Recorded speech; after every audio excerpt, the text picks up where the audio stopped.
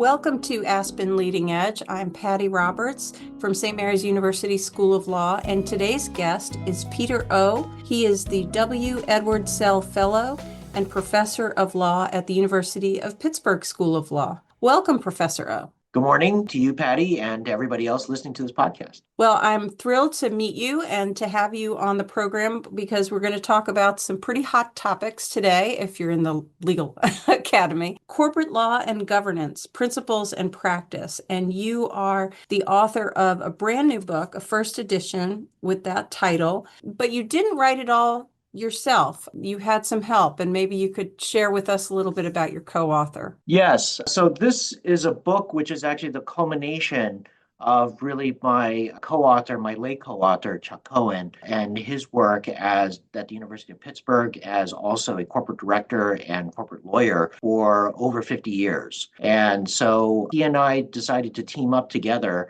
to collect all of his materials, all of his experiences from having taught this class, and to put it all together. And sadly, unfortunately, the book is now a testament really to his legacy because he sadly passed away in August. But all of his original materials are all here. So my job, at least in this first edition, was really to kind of modernize and adapt them in ways that could connect with today's generation of different students and also practitioners, and also bring the best of the sort of scholarship and the academic enterprise to the book. So I'm very proud, and I think his family is also very, very proud that we were able to actually put this all together into an actual book and have it published by Aspen. And so we are sad, but also excited really about having this tribute to him. Well, that's really wonderful. I'm sorry about the loss, of course, of Professor Cohen. It sounds like he was a real legend in the field, but how amazing that you were able to capture a lot of the things that he contributed to the field in this new book. So, corporate law and governance, principles and practice. What prompted you and Professor Cohen in the first place to think, hey, there should be some other book out there that covers these topics? Well, so he originally was a securities regulation lawyer and litigator, and sort of halfway through his career began really taking a real interest in corporate governance to the point that he was a member of the American Law Institute. But his approach has always been a practice-oriented approach, one in which what he wanted students to have was the opportunity to actually work on real actual problems that were actually taken from his own life experiences that he could pass along and guide them, having had the benefit of actually living the entire actual transaction or deal and the set of different types of scenarios. And so the core of the actual case book is really designed around what we call anchoring problems. So in different chapters, what you'll find are hypotheticals that are directly really based on Chuck's actual practice experience, or in a couple other instances, other sort of iconic sort of scenarios, situations. But the idea is to have a common set of facts that students then have a concrete basis now to start thinking about all the different abstract issues as they start reading the cases, start learning what the law is, but they can think about it in connection with a set of practical facts and problems. And from there, then we actually have a whole series of different questions that are all related to the anchoring problem that help students to be able to apply things real time as they're actually reading to the materials, instead of actually having to wait until maybe class or some type of an exam in which they're forced to sort of apply this. Now they're actually learning at it in context. And so we felt like, on the one hand, that's a very, very different kind of approach than most other kinds of areas within corporate and transactional law, much less law in general.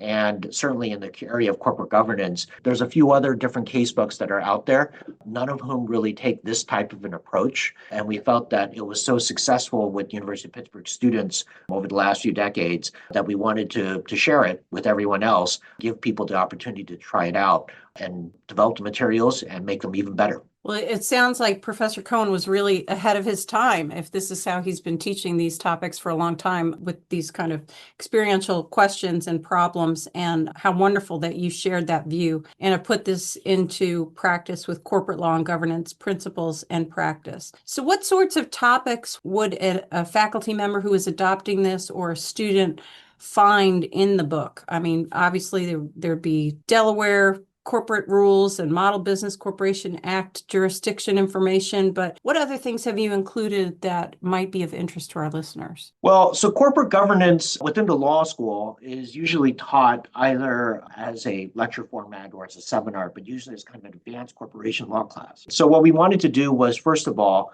devote a couple of different chapters to actually provide you with the basic foundation to make sure that all of your students actually have same understanding in terms of basic business organization and corporation law. And with that, then immediately kind of jump into the set of kind of standard topics that you would find in a corporate governance class or might want to discuss, ranging from things such as compliance and monitoring duties. So we have all the latest cases from Delaware and from other jurisdictions dealing with questions about what are your actual responsibilities and fiduciary duties as a director, and how that's actually evolved through Delaware courts and not in NBCA jurisdictions. The second thing is also things such as executive compensation, which was a hot topic, continues to be a hot topic. And then also in the latter stages of the case book, one of the special features is that we have a series of different chapters which are devoted to corporate social responsibility, diversity, equity, inclusion, along with ESG matters. And so what we've decided to do is provide a nice foundation to examine these pretty complex and broad-ranging sort of issues that are still evolving very, very quickly, but provide you with now a set of materials that you can actually teach them to your students. Well, I'm very interested in the fact that you included corporate social responsibility, ESG and DEI material into the book, because it seems not very long ago that shareholders were really insisting that corporations consider those topics and consider how they were engaging in them. And now maybe there's some stepping away from it. So I wonder if you can just update us a little bit on what's going on in the world of CSR, ESG, and DEI currently, and where it was left off in the book. Well, it's a really exciting time in the area of corporate governance, at least with respect to those particular topics. There are a few others that we'll talk about a little bit in a bit as well, about the emergence of Texas, for instance. But these particular topics were ones that we had already realized were sort of in flux at the time that we were actually editing the book. So our view was actually that we don't have a particular view about them. Our objective was really to try and equip both professors and also students with the basic materials to be able to navigate and appreciate the complexities involved here. So one of the big questions, for instance, about all of this is really about the empirical data, right? Do ESG funds actually work? Do ESG objectives actually align with the corporation itself? Can you actually do well by doing good? So these are pretty fundamental questions. And so what we wanted to do was collect some of the best scholarship, some of the best and most recent empirical data that you can then share with your students to make sure that they have the most contemporaneous look about what that actually looks like. So in the ESG field, for instance, one of the problems we have is defining what actually constitutes an ESG fund. And so we provided you with some materials to help you try and appreciate and understand why that's such a difficult thing to actually do, and then to look at some of the empirical data and studies that show about the performance of ESG funds. And like as with any empirical question, it's one that is continually changing based on the amount of information that we actually have. So even when the political landscape sort of and the social landscape may change, and it always does, the data to some extent always provides a nice foundation for trying to understand and navigate what the world kind of looks like. And so that was our particular approach, which is we wanted everybody who had used the chapters and materials to be able to speak intelligently and think critically about all the different kinds of issues, so that even when things obviously have changed, and they may change with the next edition, for instance, or the next administration, it won't matter in the sense that the basic tools are still the same. So I'm curious, are you able to give us a brief preview of what the data has shown thus far? Sure, which is that, so at least when it comes to specifically with ESG, the question, so we have a nice little study that was done recently, which indicated that ESG funds tend to actually form positively. So they are positively aligned really with corporate performance, but not by the large measure basically that many people think that is necessarily the case, but it ultimately raises the question at least about how strongly shareholders really feel about ESG initiatives and how that meshes really with corporate objectives and what the board actually wants to do. And so this roughly lies really with the question about what is the board really obligated to actually do, and what does it really want to do in terms of the best interests of the corporation itself. So many times, many corporations find that it's in their best interest really to promote themselves and advance these types of objectives because it's in their best interest for shareholders to actually do so. And so there are plenty of instances that we point out where we have companies that have been extremely profitable in doing so, and examining how that's actually possible. And of course, on the flip side are other companies who have no interest in ESG whatsoever, or are interested only in doing so basically for the purposes of sort of greenwashing, and asking the question basically about how that aligns really with their particular shareholder base and the extent to which the law lines up and enables them to do so. Greenwashing, I hadn't heard that term before, but I know exactly what you're talking about. It's a great descriptor. Do you find that with the change in administration that corporations that were dedicating time, resources, investment into these areas are backing off? So without a doubt, there's a large collection of corporations that you might say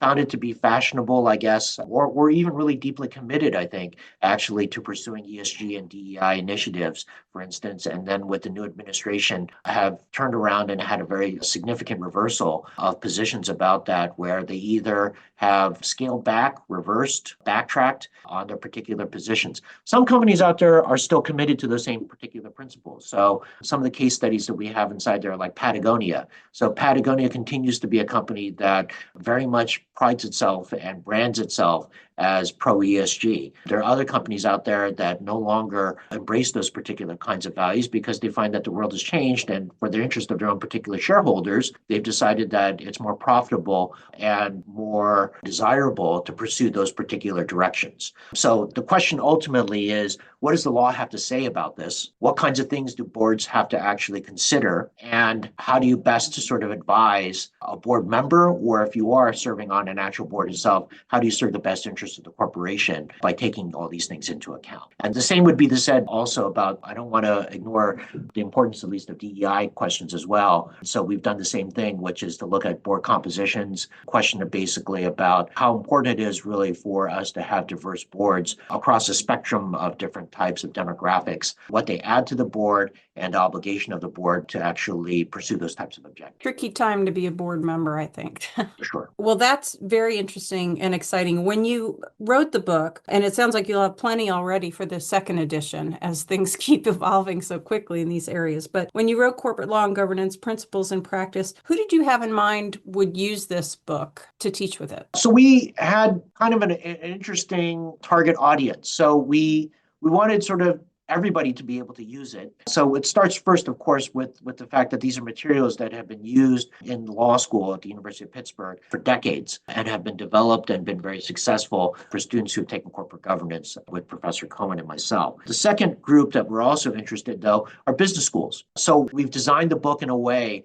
that even someone who actually isn't as familiar with basic legal analysis and has a foundation really in corporation law has all the tools necessary to be able to quickly get up to speed and be able then appreciate and absorb the kinds of topics that are taught in business schools. And then the third demographic would actually be practitioners. So if you're an actual board member, if you're an entrepreneur, and you are interested in getting a snapshot really about what the existing law actually looks like and the kinds of policy considerations, well, then this casebook has something for you as well. So we wanted to do all three things. And in reality, they're not really distinct differences like between those particular groups. I mean, people have a diversity of different learning styles, but they all need the same materials essentially to be made available to them to be able to appreciate those issues. That's terrific that it has such a broad perspective audience, and we'll make sure that business faculty also learn about the book through the podcast. So let's switch gears a little bit. And you mentioned Texas, my home state of Texas, and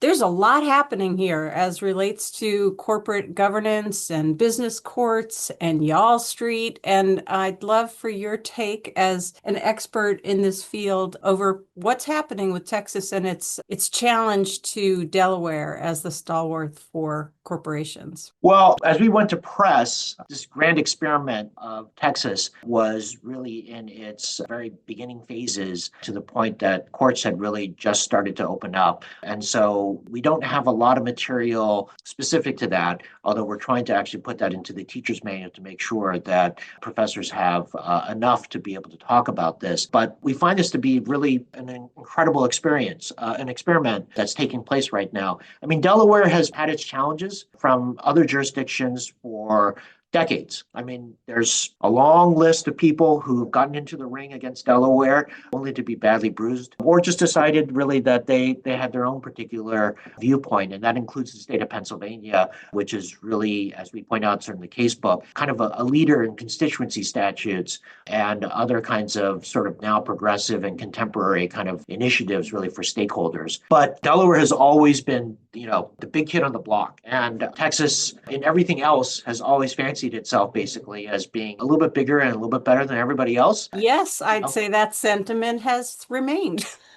And I remember that very famous slogan that they had many years ago, which was "Don't mess with Texas." And I think they are bringing a bravado and the best, really, of their understanding of what works in corporate law and putting it all together basically and seeing how it works. So, I mean, Nevada is another jurisdiction which has actually made some successful inroads really towards having some defections from Delaware.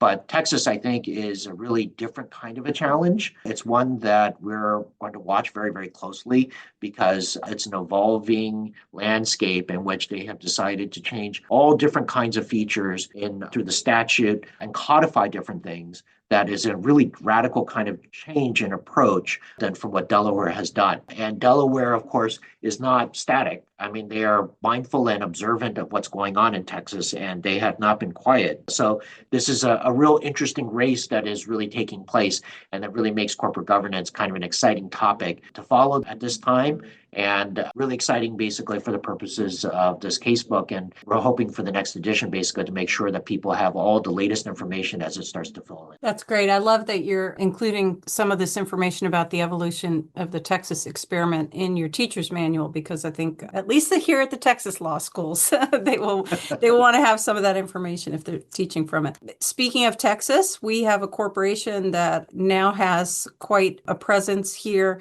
in the state that is also a company that is bringing up in the news lots of issues related to corporate governance, and that's Tesla. And so what sorts of issues do you see on the horizon, or have you included in the book when you're considering corporate law and governance? What does Tesla open up to you? Well, I think a prominent law professor in this space has written a paper who's can be summarized, according to them, that Tesla is the gift that keeps giving when it comes to corporate law and corporate governance. It seems as if that Elon Musk and that company has almost been advised by a law professor to sort of run through everything. I mean, you could really make a casebook unto itself that is really, the laws and principles of Elon Musk and Tesla. So in that vein, certainly like we have within our casebook, one of the most recent cases dealing with executive compensation and the question about Elon Musk's actual package and a variety of other different litigation questions that have been spurred by him, some of which are still working their way through the courts. So we want the book to be dynamic, to be able to keep up with the particular flow, because he's a one-man show and he's not stopping for anyone. So we feel like at various points, we raise instances that we've seen, for instance, like his relationship with Solar City, which is a family member, the question about whether that presents a conflict of interest. So on various occasions, we'll bring up matters involving the company, but we don't want the casebook to be completely preempted and taken over basically by him. He's eminently capable of doing his own thing. And so we want to make sure that we have a good balanced coverage. And so one of the things that we've decided to do is there's these large scale Fortune 500 companies, but there are also lots of closely held small businesses, which are also quite significant, large family held businesses, and then even really small entrepreneurs.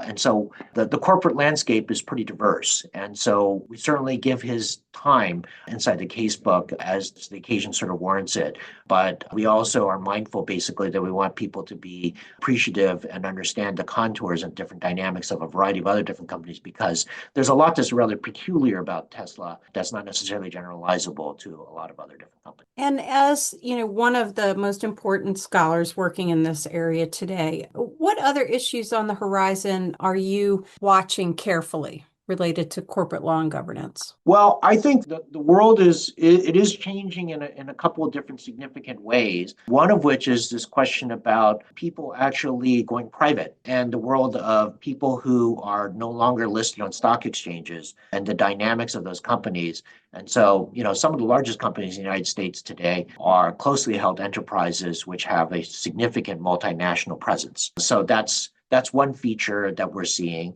We're also seeing the rise and prominence, really, of private equity firms, other kinds of institutional investors having a stronger voice on a variety of different matters and really wielding their power, and the question about the impact that it really has on the basic business model and the pressure it really has on board members. So this is an increasing tension that we're actually seeing between certain kinds of shareholders versus the board itself, and these types of struggles and conflicts and what the law has to say about them and how to promote them, and the kinds of litigation and how this all plays itself out are all really significant questions that we're facing in the world of corporate governance and corporate law today. Well, it sounds like there's no shortage of topics that you already included in the book Corporate Law and Governance Principles and Practice, first edition, and that you will have on the horizon for subsequent editions. So I'm very glad you and Professor Cohen stepped into this space. Before we conclude, I want to ask you the question that I ask all my guests, and that is, what are your predictions for the future of legal education in the coming decade? It's a great question. I think I would start out by saying, at least from the standpoint of our casebook,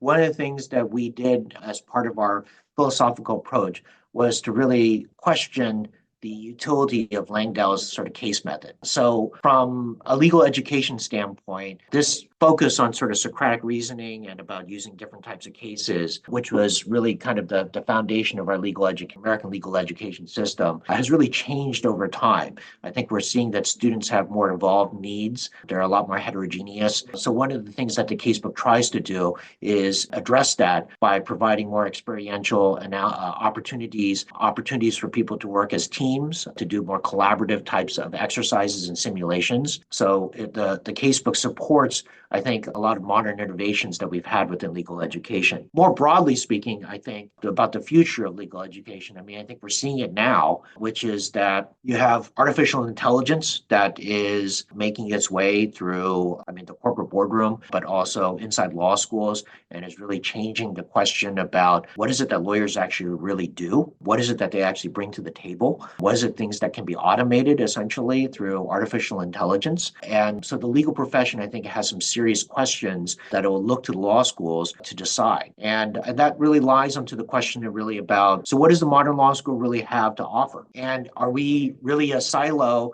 in a sense that, so students at the University of Pittsburgh are just students at this particular institution, or are they really connected more towards a network, I think, of different actual law schools? So a much more concrete way to maybe answer this would be, my view is that within 10 years time, I could actually see a world in which we don't really have law schools per se, in the sense that it really matters that you have a student who's enrolled at the University of Pittsburgh, but that they necessarily have to take classes from Pitt professors. They can take classes from professors at St. Mary's, at Harvard, at any number of different schools, basically, on the view of sort of what that class actually has to offer them. And that the law schools may become more about research institutions in which there are packages of different faculty that sort of offer different kinds of research. But from a student experience standpoint, it's going to be a blend of different things, but it's not restricted really to where you specifically actually go to law school. So I think we're looking at a world that's a lot more connected, and it's not just the United States too. We have our own particular legal education system, but it is in some ways the envy of the world. But we are connected to other different types of systems, other kinds of law schools, and so I think all of that will be part of this network that we find ourselves in, and so the audience may be a lot greater than we think. Well, it's interesting you say that, because St. Mary's recently recently became one of 4 law schools to offer some seats, online seats, to other member schools. So there's 4 law schools. We've started an online course sharing consortium. We are piloting it this spring with just a couple of courses from each school, a couple of seats in each class. And the goal is that we bring more law schools on board, and some have expressed interest in doing that for exactly the reason that you're saying. And one is a resource issue. If I can't cover a course at my school that you all specialize in at your school, that maybe our students can benefit from that. But also just the connectability that you're talking about, and the interest in students having as much choice and opportunity as possible with the legal education that we're offering, even if it's across institutions or across countries. Yeah. So Yeah. thank you. Great insights for the future of legal education. And thank you so much for talking with us about Corporate Law and Governance Principles and Practice, first edition. And it's been a pleasure speaking with you, Professor O. It was a genuine pleasure speaking with you, and always happy to answer questions about the casebook and about the area, both to you and all of your listeners. Thank you.